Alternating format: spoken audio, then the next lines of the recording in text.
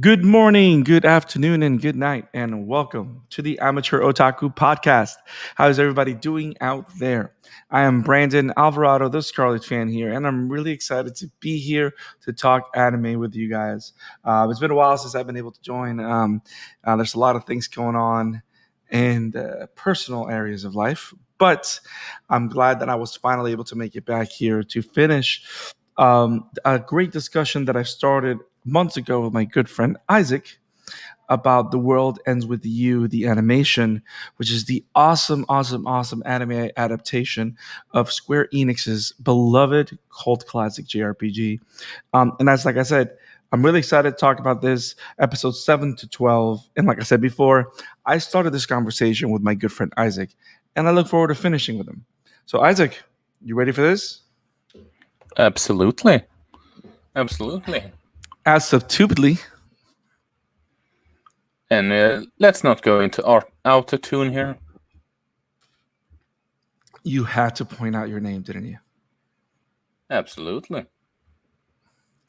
Absolutely. So, Isaac, how you been, man? How's everything? Been good. Been a bit hectic. And it's been good, like I said. And What's up? work to do with the books. So Nice, nice. For a and minute, Robam. nice, What? nice. For No, a for some minute. reason, I had a feeling that you were gonna say that things are good a third or fourth time, and I was gonna tell you, you sound like a broken record. Get Well, it? I'm Wasn't with I'm you. broken record too, considering how much I like to do puns. But that's besides the point. I know I suck at them. Well, guys, you see, nothing has changed. I still suck at puns. Yeah, but shall we let's go on with this and maybe try to discuss this with rhyme. And I got nothing. I got nothing. Okay. So, guys, we're going to talk about episodes 7 to 12 of The World Ends With You. Being that it's been a little bit harder for us to get together and talk about it, we figured being that the series has ended, it's a good idea just to get together and compilate the last 6 episodes. We have 3 other videos that capture the first 6 episodes. So this fourth one's going to be us talking about the last 6 of them. Of course, it ends. It starts with the ending of Neku and Joshua's Reaper game, which is Neku's second, and then towards the end and final battles with the remaining of the Reaper squad and everything going on with them. And then the amazing and surprising conclusion of the show, which I like how the final episode is called the final episode and then it has a name. So it's that they made it pretty conclusive that the show ended, probably because of the way the game ended, even though the game is getting a much wanted sequel years after the first one came out. But I think it's safe to say that we're going to be talking about this and we're going to be talking about a lot of spoilers. So, guys, this is your one and only and exclusive and rhythmic and tuned. Okay, I suck. I know. Spoiler warning. So, this is the one Hey, only at spoiler least you warning. tried. I know. I tried, I failed, and damn it, I can't rhyme. So, this is your one and only spoiler warning. We are going to spoil the hell out of this, and we're going to share our general thoughts about it. And Isaac, I want to start with you. I mean, of course, you've watched 1.5 million um, animes, and you've played plenty of JRPGs, just as me, which is to me that's the biggest. But neither of us have played this game, but it's video game roots are one of the things that we've been talking about since day one. And before I share my thoughts on that, um, it's over. Rolls in with you finished its run, 12 episodes. If you were to talk about how good of an adaptation this is, not having played the game, what would you say? I would say that I actually enjoyed it. I don't know how I would look at it from a quote unquote player perspective, if you want to call it that. I mean, sort of like you say manga reader watching an anime movie. You get what I'm saying. But for what it gave us in this 12 episode, I think they made a good job. You could make the argument about it being a bit rushed at times. That I could, especially with the fights and all, because there is places where I felt you could have made so much more here within the choreography, and it just goes boom, boom, boom, boom, boom. Right. But overall, I think it's not a masterpiece per se. That's far from it. But I can't say that I'm angry that I followed it, so to speak. It's a okay show that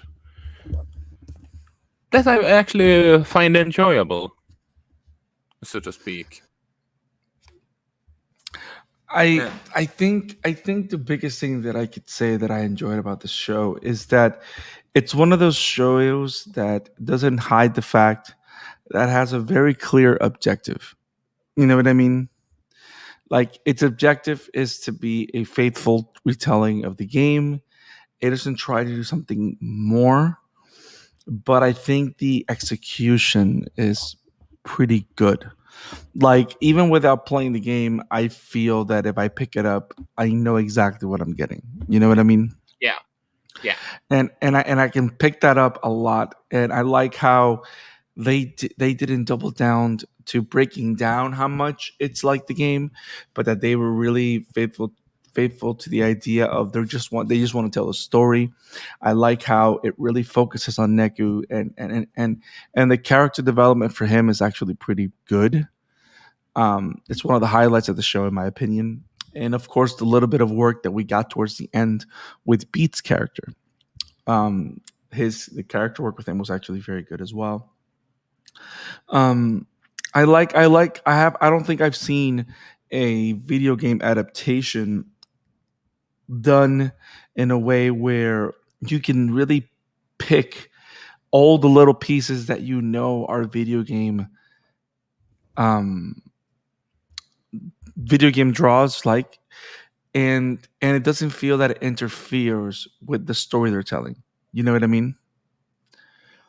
Like it was very, for example, in episode, I think it's episode 8, right after Joshua's sacrifice, right? Where Joshua sacrificed himself, Neku beats the game, but because of Joshua's apparent breaking of the law of the game, Neku gets stuck in the third game, right? Yeah. So third time's the charm, Oh my God, stop. But and it actually makes sense. Like someone was sitting there, hey guys, he's gonna play 3 games. Okay, why? Because third time's the charm. That's so Exactly. bad. Why did I? Sort of like a boss. If you also think about it, video game boss often has have about 3 phases before you finish it. True. True. Have you thought about that? Some of them, but that's mostly like on final bosses, like final bosses. You see it. I think Final Fantasy is like really famous for that. Like the final boss will have like 3 different phases, and I know Persona 5, at least the original, has that when you're fighting Shiro towards the end. Now, what I was gonna say was there was a lot of video game stuff that I like. I like how progressively attacks and battles got more intense. Enemies scaled with the characters. I like the idea of when you beat a stronger enemy, you get something back, like either a door opens or they get this pin, or they can move forward and go to places they couldn't before because they didn't have that pin before. You know what I mean? Like those little, and I like the fact that they made all those little hints of it it was all organic and they were all subtle. You know what I mean? Like they didn't make it like hey guys, we're making a reference. You know what I mean? Like it was something that you could enjoy as something you go like, oh look, that's nice they did that. You know what I mean? So Yeah. so I like that a lot. I like how the pins that were a mystery in the past, they never really get explained, but the usage of them becomes more complicated towards the end. Um, I kind of, I think, I think I kind of lost a little bit of interest how the game, little by little, not how the game, how the show kind of made the villain's decision more and more about domination, kind of. So it became kind of generic. You know what I mean? That's the one Yeah. thing that to me got a little stale very quickly.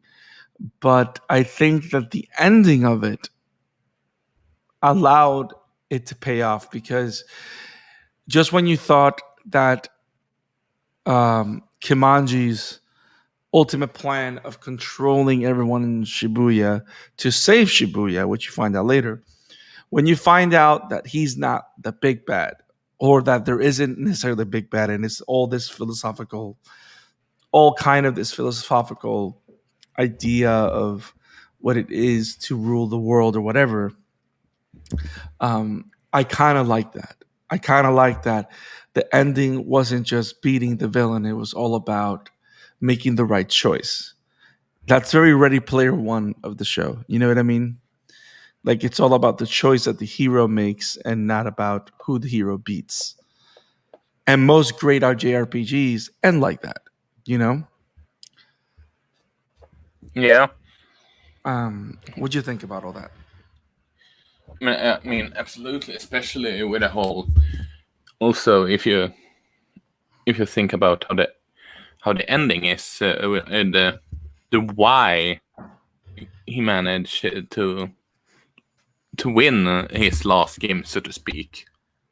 It was about a whole. It was a bit of a philosophical ideology, and then bad guy, so to speak, which we can go more into. He showed that people had more. There were more to the. If they could, if we get the reason why. Okay, like we said, spoilers. We come to the conclusion that Joshua is the big guy there, and he had planned I to. I don't mean to interrupt you, but I like the fact that you used the word big guy because he's not a villain. He's just the biggest guy on the food chain, Yeah, but that doesn't necessarily make him a villain, you know?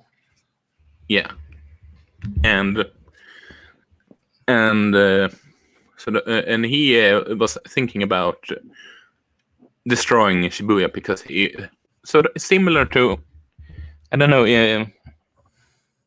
This is a spoiler for Persona 5, so, to some extent, but how how they a specific god try, decides to take over Shibuya because he feels she, I don't know what pronouns you should use to that boss feels that humanity in Shibuya needs to be controlled, needs to be changed, so to speak.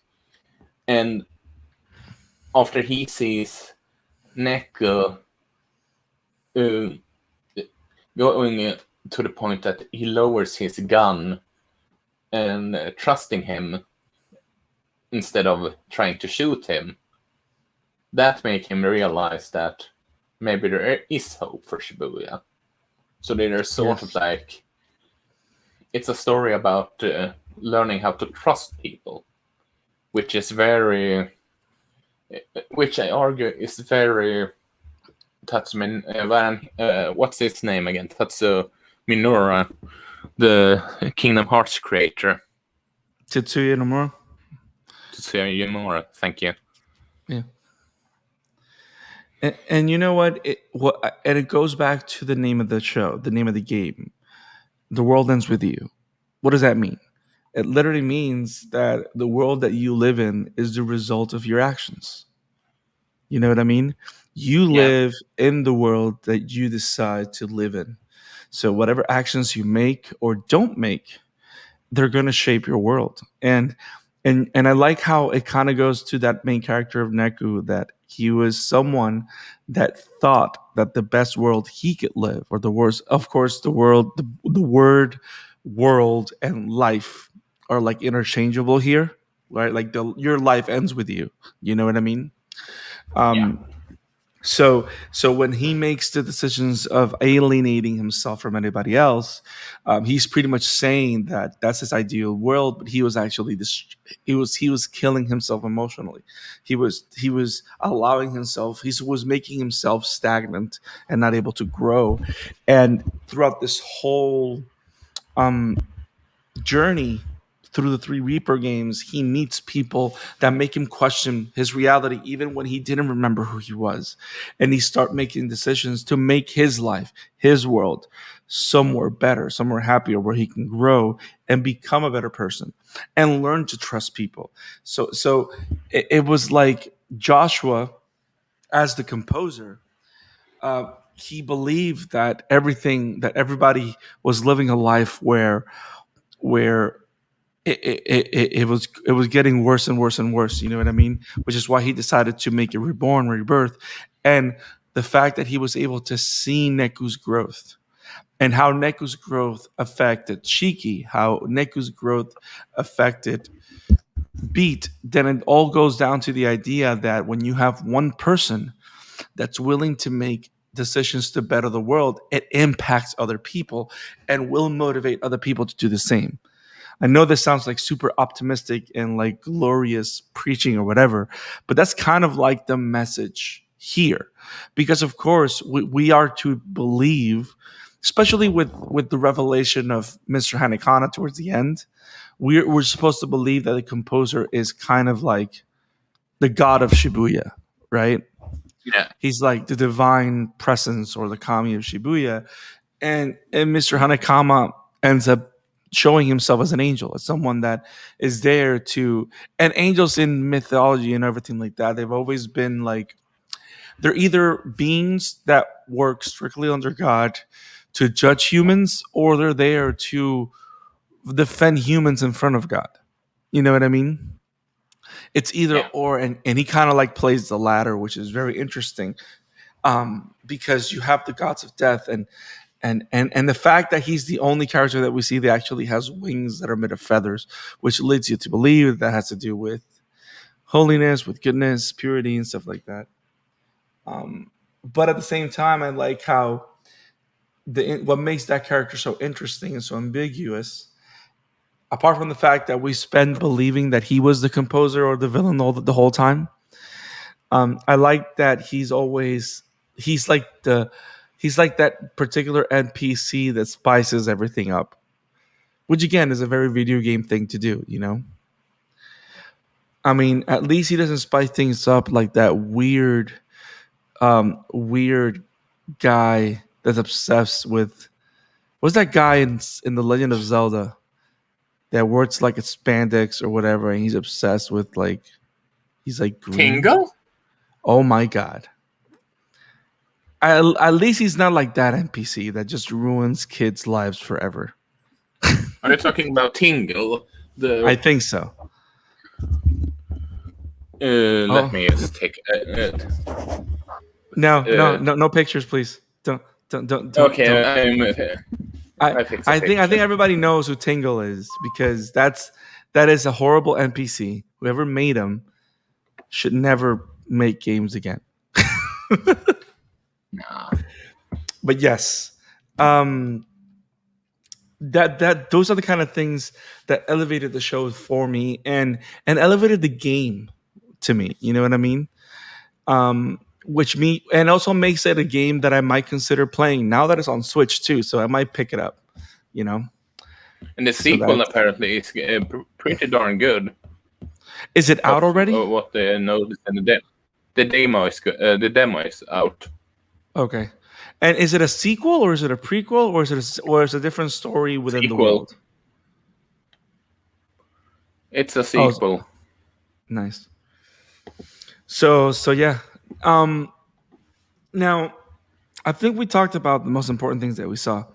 I'm gonna ask you a question. It's gonna be like a trick question. To you, I have an idea of what it is, but to you, what was the most damn you, Isaac? Damn you and Mr. Tingle. Damn it. I told you that I Um was going to bring up a picture. I told you not to. You know what? You don't. Thank you. I still hate you.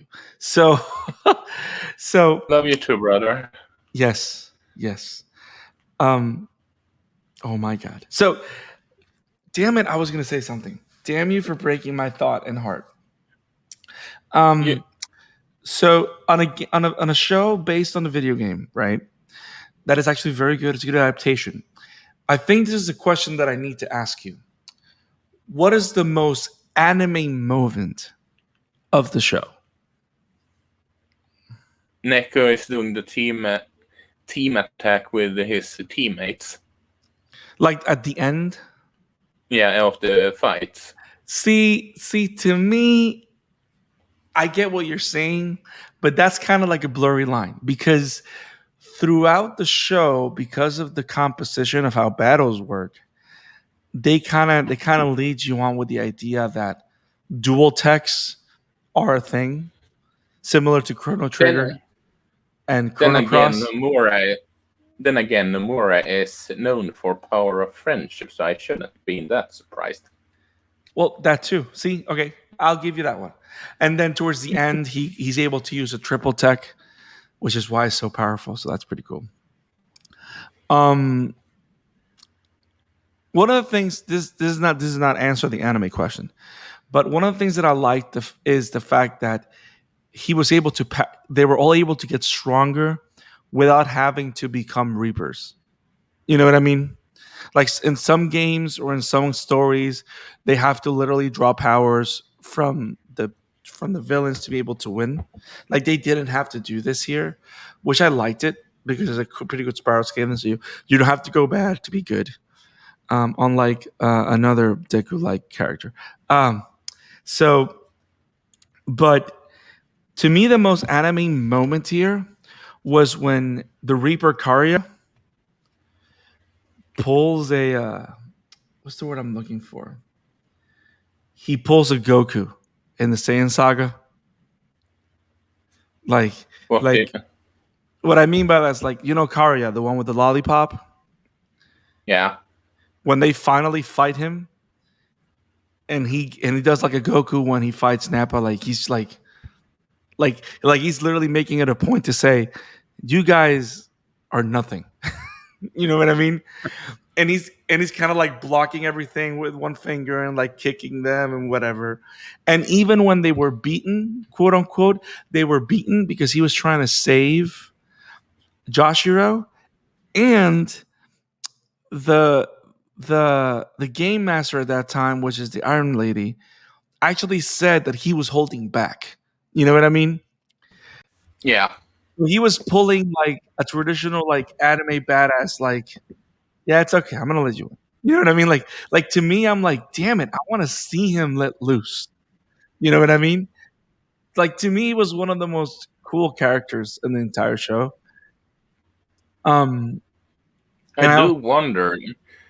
I do wonder if they're going to do UVAs soon you mean with like this in because regards the to like the other characters they introduce, or are you talking about them doing the animation for the sequel game? something in general tying it into the sequel game. Because let's face it, this is sort of like you get people hyped towards the sequel game. Yes, there's definitely a lot of that intention here to get people pumped about the sequel game that's coming and all that stuff. Which begs the question for me is, are we getting a OVA that connects to connect to it, because the one that tried to shot Joshua that we see in the memory flashback, I don't Hidet's the one that shouts Matt all the time. He was Minamoto, or the one that's yeah always the Zeta dude. He is supposed to be a playable character in the next game. So really, yeah. So that's why I wonder if they're. Now that you say that, it really makes me think that. But he's a playable character, and how does he look? See, now I want to look him up, because now it makes me think: is the new game a prequel? It's supposed to be a sequel, for what I've understood. No, and I believe you, but at the same time, you know that people, animes and our JRPGs love their sequels, and he's a main character in the new game. Yeah, which is why I wonder if they're going to do an OVA connecting to the next game, so to speak. Yeah. The Neo Will Ends With You is an upcoming action role-playing game developed by Square Enix and published by Square Enix. The game is a sequel to the 2007 video game. Yeah. I guess we will see. But yeah, that's why I wonder if it's going to be.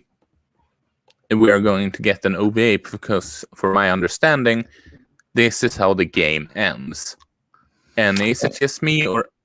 But the big issue I have that I'm just really. They didn't show us how chic it truly looked like. And I'm just.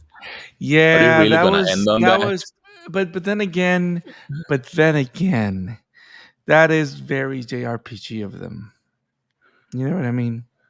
Yeah. That's very, like, after you've seen a character look a certain way throughout the whole game, you don't really, you know what I mean? It's kind of pointless, especially if you're not going to see these characters again to a degree. But I do like how the show kind of ended open. They made a big deal about that she wasn't looking like that normally. Yeah, they did. And the funny thing is that they made it a point to not show her face. Yeah. Like, they made it a point, which is like, yeah, that was a little meh. That was a little meh.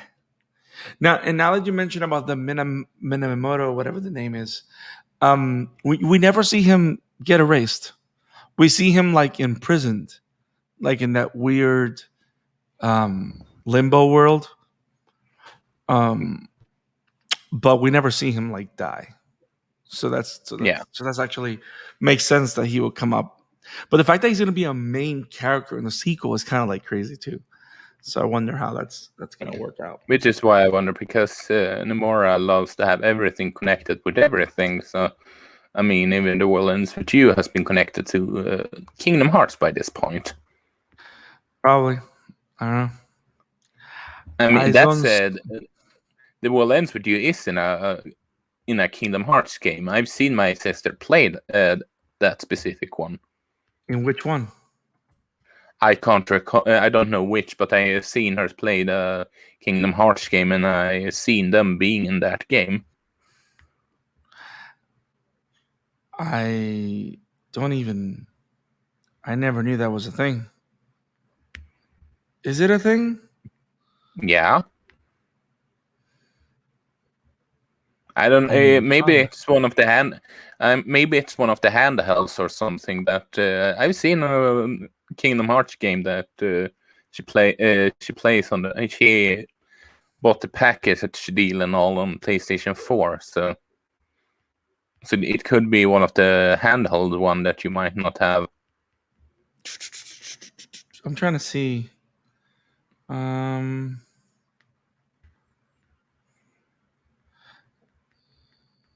Let me see.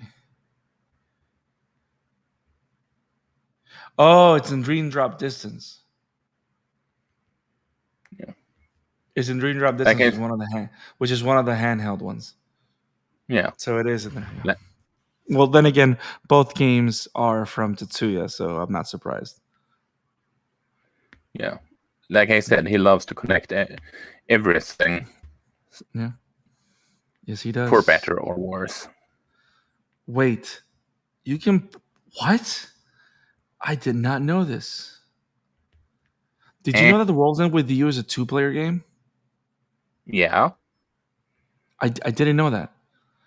I did not know that this was a game you could play co-op. I mean, it makes sense, but I did not know that. I wonder, do you think that the Nintendo Switch version has online play? I don't know about that one.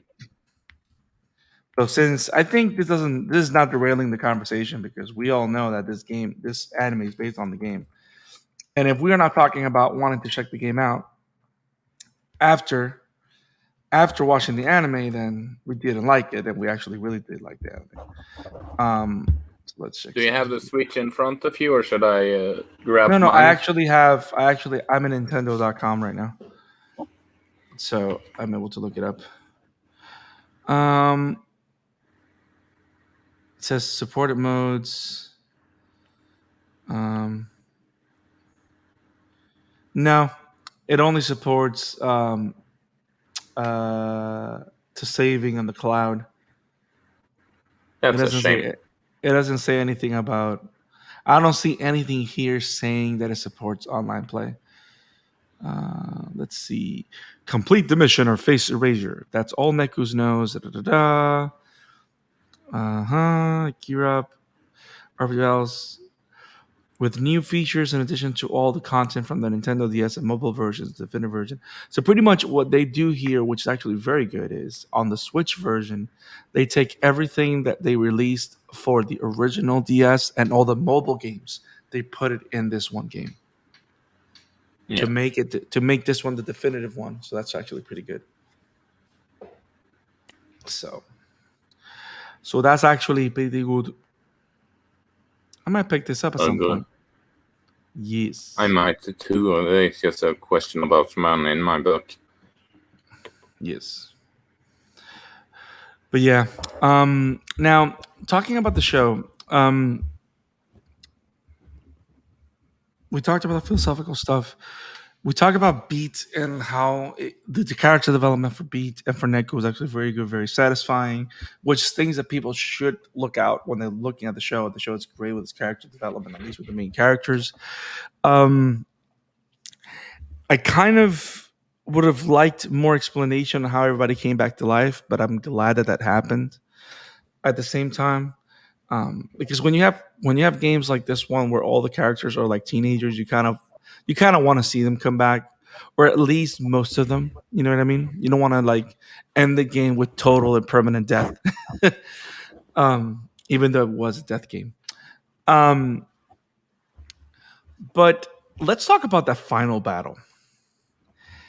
The final battle was actually pretty epic. I liked how it had multiple stages. I liked how it played out like a JRPG final battle. You know what I mean? Like they beat him in dragon form, and then he dies, but then he comes back up, and there's like a revelation, and then he goes into his final form. You know what I mean? Yeah. I liked how video game that felt. Insert Frieza comment here. This is not even my final form. Part of me wants to say it with this weird voice that he has in English. Yes, it's so funny. So many people thought that Frieza was a girl because of his voice in English, but it was a guy. And then Goku's Japanese voice actor is a woman. Huh? Um, I don't know where that came from. I'm sorry. I'm thinking a lot out loud. But yeah, it's I like all that video game stuff. It was actually pretty good. I also like the animation. I gotta say, I gotta keep saying it. I love how this game doubles down on its animation, what it wants to do, what its goals are. You know what I mean? So Yeah. they did a great job in doubling down, and I really like what they did. So I'm really happy for what they've done with this show. And now I'm interested in playing the game. I want to play the game. I want to give it a try. And if I like it, I'll let you guys know in a future recording. And if I like it and play it, I'll definitely pick up Neo: The World Ends with You, which looks should be interesting as well. So, Isaac, is there anything more that you want to add before we signed off, my brother? Well, not really. I could the what I what no, nothing really more than when I get the time and money, I will probably check this one out as well. Yeah. Guys, it's official. We really liked and digged The World Ends with You. The animation. It's a great adaptation of video game. I think one of the best ones that I've seen in animated form. Um, I do like some of the Street Fighter ones, but this one is actually one of the best ones because I think it's safe to say, Isaac, that one of the most difficult type of games to animate is going to be a JRPG because they tend to be a very long form story, and to commit to do it justice in the way they did. Of course, I'm pretty confident there were a lot of things of the game that didn't make the show. You know what I mean?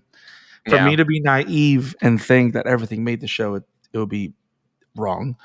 Um, but I really liked everything I saw. It was actually very fun, and I really want Square Enix to do a lot more animations of their games.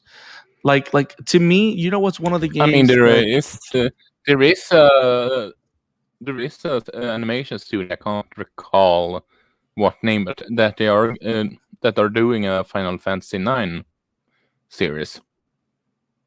wait, what? Yeah, Since when?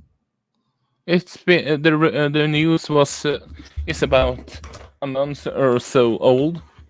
Okay, so it's new. Okay. See, Yeah, I'm not that surprised now because I've been disconnected out of the world for a little bit. But that's awesome. See, that's awesome. But you know, beyond that one, you know what would beloved RPG, since we both know that it's really never gonna get a remake. It probably will never get a remake. You know what RPG deserves a phenomenal anime adaptation? Persona 5. No, because they sucked. Um That's what I mean with phenomenal remake. oh, nah. Chrono Trigger. And thus, that one would be a licensing nightmare, though, considering the Bird Studios and everything. Why would that be a licensing nightmare? You do know who has made the characters design and all. Oh no, it was Akira Toriyama. I know, Yeah, but why and would it then be a there is licensing nightmare? Because I mean, then we Akira then is. we Uh-huh. then we have the music license, which I think is from the same guy that makes the Dragon's Quest music, and if it is the same guy, he's a grumpy old man that hates the world, basically. Ah, grumpy old man. That is awesome. But but yeah, that's a lot of great stuff. Now, that would be awesome. But yeah, Square Enix, make more. And if you really are making a Final Fantasy 9 one, it better be good. Damn it. Yeah. You know that that's the one Final Fantasy or one of many Final Fantasies that I've never played. Which one? 9. 9 is on Switch, even if you're interested. Yeah, well, I've had it before. I just never played it. I've beaten 7. I've played 70% of 8. I think I But love like Tactics. That's like my favorite. I played like I Tactics said, Advance. 7, 8, and 9 is on Switch. That's Yeah, along and then 10, the sequel to it. yeah. So I've played Final Fantasy 10. Yeah, I've been thinking about a lot about Final Fantasy 15 lately. and how it's a very interesting, cool game. Adamantoise. Do you imagine Final Fantasy 15, the Adamantoise arc? Yeah, that could It's work. yeah. But guys, thank you for joining us on our thoughts with of The World Ends With You, the animation. It's an awesome show. You definitely should check it out. Um, if you love what we do at the Amateur Otaku podcast, what Mike and Isaac are doing with My Hero Academia, what we're doing with other upcats, our conversations about anime movies. Um, there's a lot of cool other stuff that's coming through, and we're really excited to keep recording and doing awesome stuff with you. Um, you guys, if you love what we do, go to our YouTube channel, hit the like button, subscribe, and share with your friends. If you want to follow us on Twitter, make sure you follow us and look us up at Amateur Otaku Pod. And you can also listen to our podcast on Anchor. So you can listen to it, watch it on video, or listen it over there, and all where all podcasts are made: Google Podcasts, Apple Podcasts, the podcast everywhere. And you can find me on Twitter at the ScarletFan52. Isaac. Well, you can find me over at Emblemaniac, and you can find my work over at Wobam Entertainment, and our good friend Mike Uncle Thomas, the Novice Cinephile, just made this reaction video of the first episode of Wooly Kulu, which I will put in an end screener, or you can check out his channel down below. Yes, you gotta check it out. Coolie. But anyway, I think we both can agree that this is a series we recommend. Yeah, an awesome show. You need to check it out. Yeah, it's awesome. We will see you next time, guys, with more anime awesomeness goodness. See you later, guys. Peace. Peace.